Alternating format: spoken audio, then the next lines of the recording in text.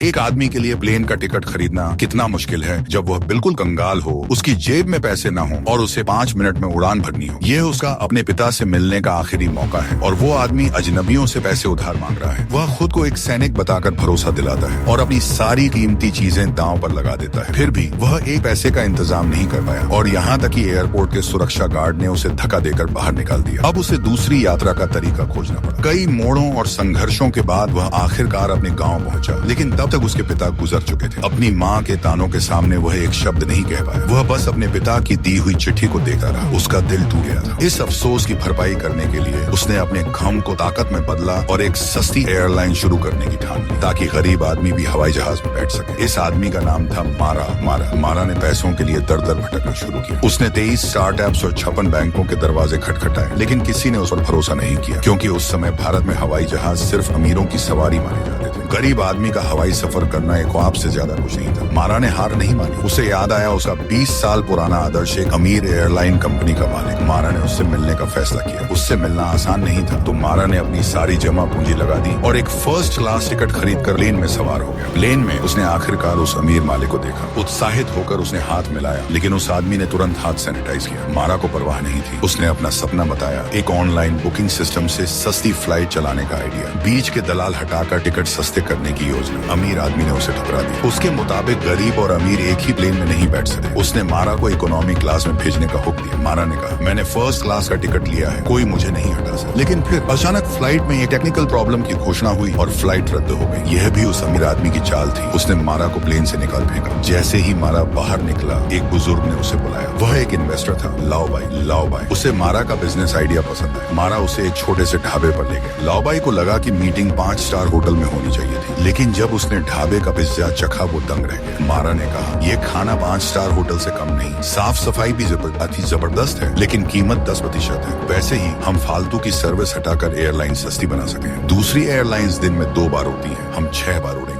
ज्यादा लोग टिकट खरीदेंगे, फायदा होना तय है। लाओ भाई कुछ संतुष्ट नहीं दिखे, लेकिन फिर मारा को डायरेक्टर्स की मीटिंग में ले गए। कुछ शेयर होल्डर्स को शक था क्योंकि मारा के पास अपने प्लेन खरीदने के पैसे नहीं थे। मारा ने कहा, मैं प्लेन नहीं खरीदूंगा, बल्कि अमेरिका से सस्ते में रेंट पर लूंगा, क्योंकि 9 नवंबर के बाद अमेरिकी एविएशन इंडस्ट्री तबाह हो गई थी। अब वहाँ के प्लेन आधी कीमत में मिल सकते हैं। शेयर होल्डर्स ने प्लान को मंजूरी दे दी, लेकिन फंड्स 6 महीने बाद मिलेंगे। अब मारा को पहले प्लेन किराए पर लेना था, लेकिन इसके लिए भी करोड़ों रुपए चाहिए थे। उसकी माँ ने घर और खेत गिरवी रख दिए, लेकिन फिर भी पैसे कम पड़े। गांव के लोग मदद के लिए आगे आए। उसके पिता के पुराने छात्र गांव के मुखिया ने भी मदद दी। मारा को सिविल एविएशन विभाग से साइन लेने थे। डायरेक्टर ने कहा कल आना। अगले दिन फिर टाल दिया और फिर बताया गया कि डायरेक्टर 7 दिन की छुट्टी पर चला गया। असल में वो मारा को लाइसेंस देना ही नहीं चाहता था। मारा दुखी था। रेलवे स्टेशन पर अकेला बैठा था। उसे खबर मिली कि राष्ट्रपति होटल में आए हुए हैं। रिपोर्टर दोस्तों की मदद से वह होटल पहुंचा। राष्ट्रपति ने खुद उसे अंदर बुलाया और मारा ने अपनी कहानी सुनाई। राष्ट्रपति बहुत प्रभावित हुए और उन्होंने एक सिफारिशी चिट्ठी दी। मारा को आखिरकार लाइसेंस मिल गया, लेकिन अब अमेरिकन कंपनी ने प्लेन देने से मना कर दिया क्योंकि भारत के सिविल एविएशन विभाग ने नया नियम बना दिया था, ब्लूप्रिंट 2, वरना प्लेन यहीं रोक देंगे। ये साफ था कि कोई साजिश चल रही थी। लाओ भाई ने मारा को बताया, ये सब उस अमीर आदमी फुहाओ की चाल थी। उसने विभाग को कंट्रोल किया, नियम बदलवाए और लाओ भाई को भी फंसा दिया। मारा को 47 मिलियन का नुकसान हुआ। मारा ने फुहाओ को सामना किया, लेकिन फुहाओ ने उसे रौंद दिया। मारा छत पर खड़ा आसमान को देख रहा था। उसके लिए अब चाय पानी भी बेस्वाद हो चुका था। लेकिन एक दिन एक गौरैया स्पैरो ने उसे प्रेरणा दी। वो गौरैया पूरी ताकत से उड़ रही थी। मारा को एहसास हुआ छोटे विमान भी लोगों को मंजिल तक पहुंचा सकते हैं। मारा ने एक कार्गो कंपनी से पुराने प्लेन किराए पर लिए, लेकिन इसके लिए भी 30 मिलियन की जरूरत थी। उसकी पत्नी ने अपनी बेकरी के सारे पैसे दे दिए। गांव के बुजुर्ग ने अपनी जिंदगी की कमाई दे दी और फिर गांव वालों ने चमत्कार कर दिया। किसी ने कहा, भाई मैं 500 रुपए दूंगा। आओ चाचा, मैं भी दूंगा। पूरा गांव मारा के पीछे खड़ा हो गया। मारा ने शुरू की डेगन एयरलाइंस। कोई प्लेन नहीं, कार्गो प्लेन को पैसेंजर में बदला। कोई एयरपोर्ट नहीं, पुराने बंद एयरपोर्ट को इस्तेमाल किया। कोई पायलट नहीं, रिटायर्ड एयरफोर्स पायलट बुलाया। पहली टेस्ट फ्लाइट से पहले टावर ने लैंडिंग मना कर दी। फ्यूल खत्म हो रहा था। मारा ने पास के एयरबेस में लैंडिंग की। एयरफोर्स ने गिरफ्तार किया, लेकिन जब उन्हें पता चला कि पायलट उनके पुराने बैच के हैं, तो सिर्फ जुर्माना लगाकर जाने दिया। अब मारा ने एविएशन मंत्री से मुलाकात की और वहाँ फिर से सामना हुआ फुहाओ से। इस बार मारा बोला, माफ कीजिए, मुझे गेज नहीं, मुझे एयरलाइन चलानी है, आप रोक नहीं सकते। मंत्री ने उसकी योजना को सराहा और एयरपोर्ट से जुड़ी सभी समस्याएं सुलझाई। यहाँ तक कि मंत्री खुद उसकी फ्लाइट में बैठा। लेकिन तभी देखो नफ से ठीक पहले इंजन से धुआं निकला। यात्रियों में दहशत फैल गई। मारा ने कप्तान से उड़ान रोकने को कहा, लेकिन उसने नहीं सुना। मारा खुद कॉकपिट में घुस गया और प्लेन को रुकवाया। इस घटना के बाद डेगन एयरलाइंस को बैन कर दिया गया। मीडिया ने हमला किया। मारा की पत्नी को प्रसव पीड़ा शुरू हो गई थी। लेकिन कुछ दिन बाद जांच में खुलासा हुआ कि डेगन एयरलाइंस की टीम ने दुर्घटना को रोका था। उनकी सुरक्षा तैयारी बेहतरीन थी। एविएशन मंत्री ने घोषणा की, डेगन एयरलाइंस अब देश का गौरव है। फिर से उड़ान शुरू हुई और 80 दिन मारा की बेबी ने एक बेटे को जन्म दिया। अंतिम दृश्य, गाँव के लोग हवाई यात्रा कर रहे थे, बच्चे झूम रहे थे, बूढ़े चाचा मुस्कुरा रहे थे। डेगन एयरलाइंस अब सिर्फ एक कंपनी नहीं, गरीबों की उड़ान का सपना बन चुकी थी। अंतर्राष्ट्रीय सुरक्षा नियमों के अनुसार फ्रांस और भारत में CDND सुरक्षा जांच की गई थी। हमने सस्ते टिकट देने के बारे में तो सोचा, लेकिन सुरक्षा देने के बारे में नहीं सोचा था। मारा ने भरोसा दिलाया कि सुरक्षा में कोई दिक्कत नहीं है, लेकिन फिर भी लोग उनके प्लेन पर चढ़ने की हिम्मत नहीं कर पाए। मारा को सिर्फ एक ही रास्ता दिखा, हादसे की असली वजह पता करना। जब उसने प्लेन की जांच की तो एक बड़ी गड़बड़ी सामने आई। पता चला कि ईंधन भरते समय पायलट ने धोखाधड़ी की थी। जब सबने सवाल किए तो पायलट ने कहा कि ये उसकी लापरवाही थी, लेकिन मारा समझ गई थी कि इसके पीछे पुहाओं का हाथ है, जिसने उसे रिश्वत दी थी। लेकिन अब ये मायने नहीं रखता था। जरूरी बात यह थी कि सुरक्षा की समस्या सामने आ चुकी थी और उसे ठीक कर लिया गया था। अब डेगन एयरलाइंस को दोबारा उड़ान भरने की इजाजत मिल गई थी, लेकिन लोग अब भी डरते थे। मारा ने रेडियो पर लोगों से कहा, जो लोग आज इस देश में नहीं है, क्या वो लोग हमेशा इस देश से बाहर ही रहेंगे? 100 साल पहले उन्होंने कहा था कि बिजली सिर्फ उनके लिए है। 50 साल पहले उन्होंने कहा था कि कारें सिर्फ उनके लिए हैं। क्या अब भी सब कुछ सिर्फ उन्हीं के लिए रहेगा?